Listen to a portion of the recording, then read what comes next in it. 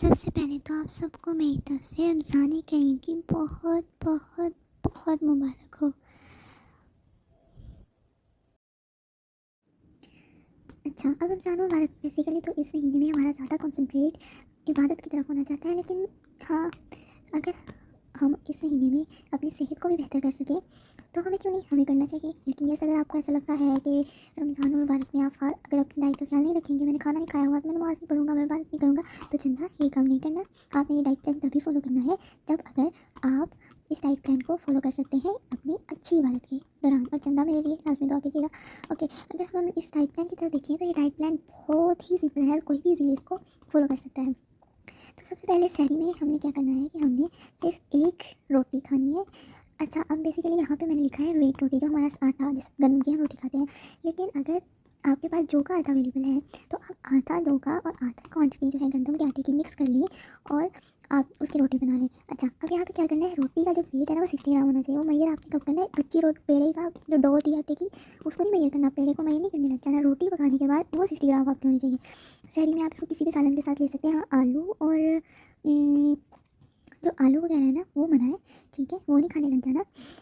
कोई बाकी उसको छोड़ के कोई भी सालन आप यूज़ कर सकते हैं, या फिर आप ऑमलेट के साथ भी ले सकते हैं। उसके साथ आप 1 कप योगर्ट ले लें, ठीक है, विद आउट शुगर। चीनी से ना हमने कट ऑफ हो जाना, चीनी का इस्तेमाल करना है क्योंकि आपको पता है रमज़ान मुबारक में हम लोग पानी का और ये चीज़ इंटेक हमारा कम हो रहा होता है, तो हमने शुगर का इस्तेमाल करना है, यानी कि जूसेस वगैरह का इस्तेमाल हम कम कर रहे होते हैं थ्रू आउट द डे, तो डिहाइड्रेशन होने के जो है ना इम्कान होते हैं। लेकिन एक बात ये भी है कि हम लोग लस्सी पी रहे होते हैं, ठीक है, लस्सी अगर आप या दही खा लें या लस्सी पी लें, लस्सी जो है ना आपने नमक वाली नहीं पीनी, क्योंकि आपको पता है कि मोस्टली डिहाइड्रेशन हम इस बात को भूल जाते हैं कि नमक वाली लस्सी की वजह से होती है, नमक की वजह से डिहाइड्रेशन हो रही होती है।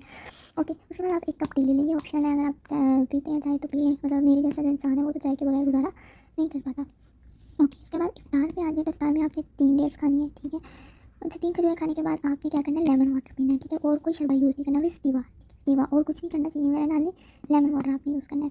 उसके बाद 2 फ्रूट्स ले लें, 2 फ्रूट्स यानी कि कोई भी 2 फ्रूट्स हैं उसको मिक्स करके ना आप खा लें, यानी कि उसको फ्रूट चाट बना लें, लेकिन ये नहीं कि उसके ऊपर शुगर नहीं डालनी, कोई भी जूस या ऐसा कुछ किसी स्वीट चीज़ की एडिशन नहीं करना, सिर्फ 2 फ्रूट खाने हैं, ठीक है। उसके साथ आप कोई भी कार्बोहाइड्रेट ले लें, लाइक पास्ता, मतलब ये नहीं कि पूरा कटोरा भर के खाना है, कुछ थोड़ा सा ले लें, लाइक एक हाफ पाउल ले लें पास्ता का।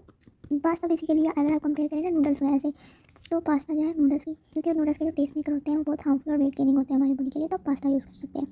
ओके, उसके बाद आप अपनी मगरिब की नमाज़ अदा करें। मगरिब की नमाज़ अदा करने के बाद आप अपने डिनर करना है ना, तो आपने सैलेड खाना है। हम अक्सर रमज़ान में क्या करते हैं, कच्ची सब्जियाँ नहीं खा रहे होते हैं, हम सैलेड की फॉर्म में वेजिटेबल यूज़ कर रहे होते हैं, तो ये हमारी सबसे बड़ी मिस्टेक होती है। तो हमने ना वेजिटेबल का यूज़ करना है, मतलब कि सैलेड खाना है। सैलेड भी हमने चिटखोरों वाला नहीं खाना, हमने सिंपल सैलेड खाना है, ठीक है।